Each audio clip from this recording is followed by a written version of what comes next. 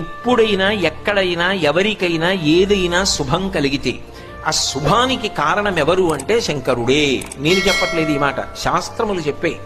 శుభములన్నీ కుప్పలు తెప్పలుగా ఆయన పాదముల దగ్గర పడి ఉంటాయిట.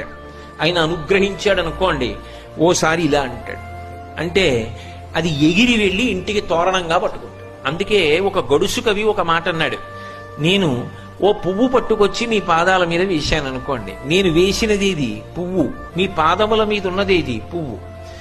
నేను ఒక పువ్వు పట్టుకెళ్ళి మల్లికార్జున లింగం మీద వేశాను అనుకోండి, పరమ ప్రేమతో వేశాను అనుకోండి, ఆ పువ్వు ఓ ఏడాది తర్వాత నా ఇంటి మనవడు. నేను ప్రేమతో వేసిన పువ్వు 2 ఏళ్ల తర్వాత నా ఇంట్లో మనవరాలు. నేను ప్రేమతో వేసిన పువ్వు నేను కట్టుకునే ఒక ఇల్లు. నేను వేసిన పువ్వు నాలో కలిగేటటువంటి భక్తి,